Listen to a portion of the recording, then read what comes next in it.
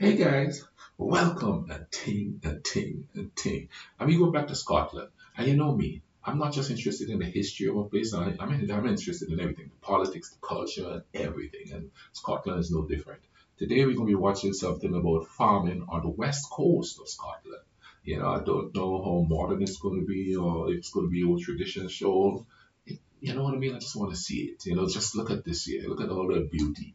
And quite frankly, this reminds me of a road back home, just as narrow, stone wall there to the thing. Greenery, man. Scotland is so green. It's like Grenada green. It's got a golden tint to it. It's so green. Let's YouTube and simmer and see what farming is like on the west coast of Scotland. I dare say we don't know anything different. We don't want to know anything different. We want to do what we've been brought up to do. And I can't envisage myself ever doing anything different than what I've done all my life. Oh, Well, I'm Duncan Semple. We farm Dippin Farm, Carradale, Mullican-Tyre, farm in partnership with my father. The Semple family's been here since 1867. oh wow. I'm a fifth generation farmer of the same family, the same farm. We farm 1,200 acres. We have 80 suckler cows, 400 breeding ewes. 20 of the suckler cows are pure Charlies. The rest are black Limousin cross cows. Well, I started farming when I left the school when I was still 15. I was a wee bit young. It was a life-changing event, I suppose. Then I became diabetic when I was 15. I was very ill at the time, so I got the opportunity to leave school to cope with my illness or my condition. And I took the opportunity at that time to leave the school. Never regretted it. Never sat in O level. And I've farmed here and lived here ever since. In my generation anyway, there used to be 9 farms in the wee district of Carradale here. There's really only 4 active farms now. When I left school here in Dippin, there was 4 full-time men. This is gorgeous. And my dad. And that's symptomatic of all the farms in the west of Scotland. They're all family run. There are very, very few farm labourers left now simply because it's unaffordable.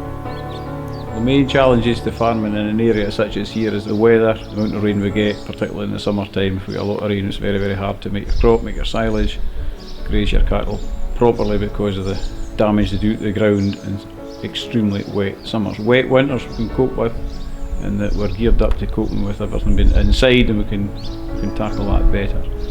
Other main challenge really is the location. It's very, very remote in terms of other farms in Scotland. It's very expensive. Distance from markets to haul your livestock. We are subsidised, as it's generally very well known. We have an LFAS payment which is targeted at areas, and it's called the Less Favoured Area Support Scheme, and that is vital to the future of farming in areas such as here. It's under jeopardy at the moment. That payment may very well stop or alter in some way. We would certainly like some clarity as to what our future is going to be in the next 5 to 10 years, if we're going to have a future at all. We just don't respect farmers anymore. The art, and I'm going to call it the art of farming, is dying slowly because corporations have bought up all the farms, and they're doing all kind of crazy stuff like storing chickens in big old barns area. Those chickens don't even see the daylight. Some of them can't even come out. They just sit there in their own feces and eat their own stuff, their own feces. Even so to the point that if you go to the grocery store, and tell me if it's like that in Scotland too, or even in Romania or whoever is watching. In the grocery stores, you go in the grocery stores and they have all these different labels of things that you could get. Like for fish, it has to say wild caught. For chickens and beef and all that, it has to say uh, is it free range to say? But oh man, what it is? Grass fed, sorry. Yeah, so because I cooked some chicken yesterday, and I had to buy the organic free range, which means that the chickens are just in the yard like they're supposed to be, not cooped up in some warehouse. They're eating stuff they shouldn't eat, and passing all the bad stuff and bad chemicals and stuff onto us. And here in America, I remember, I think it was the 80s when all the local farmers start having trouble and stuff with the expense of running a farm, the corporations went out and bought all the farms, and here we are today with all that artificial food. You know what I mean? Like they feed us a lot of crap, dude. Eggs is another one. They have free range, cage free. You know what I mean? And just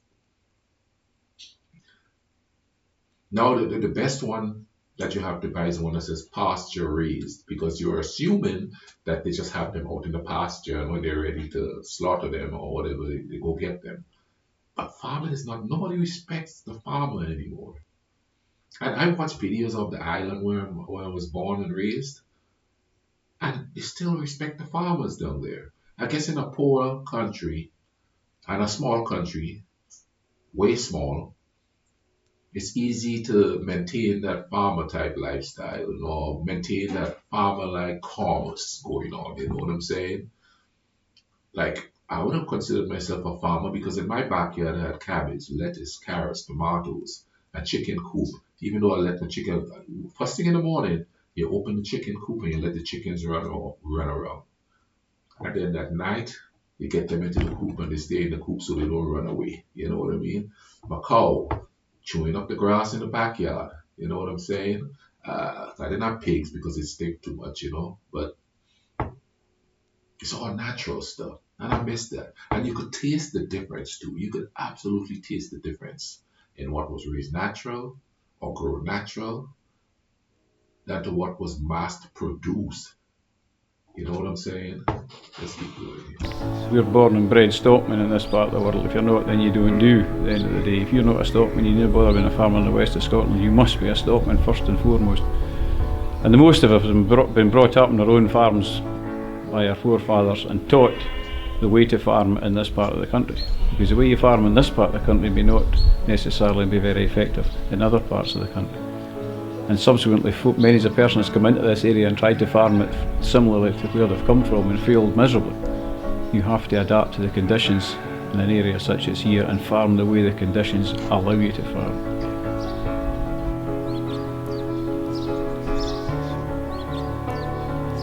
What we're on today happened on a Sunday, right enough. It's probably, sometimes that's just the way it works out, but the shearers come in to shear about 100 and odd sheep today there. We did nearly 200 there about 10 days ago. Another drop we'll do in July time as well. Just the time of year we do it. We used to do it ourselves, not able to do it now.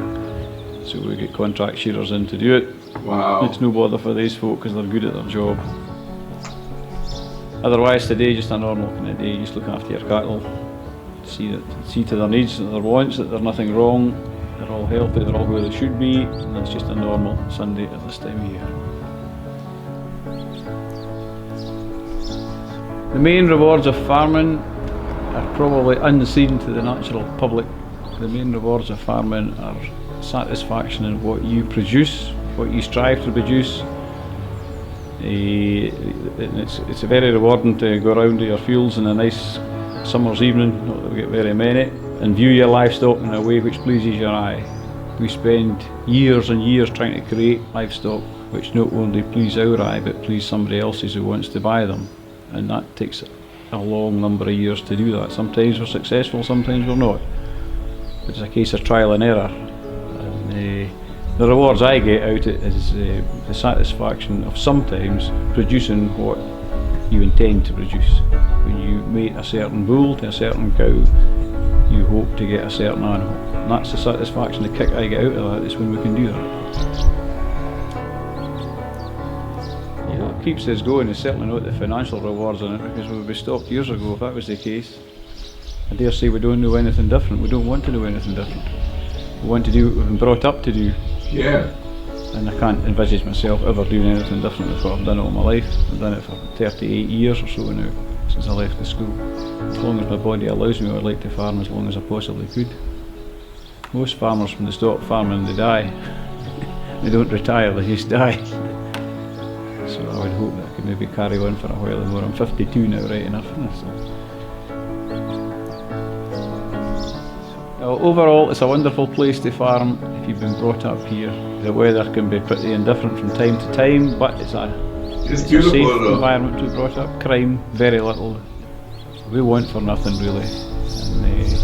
And I wouldn't, although the drawbacks are significant, I wouldn't want to farm in any other part of the country than here. And I'm proud to farm here. End.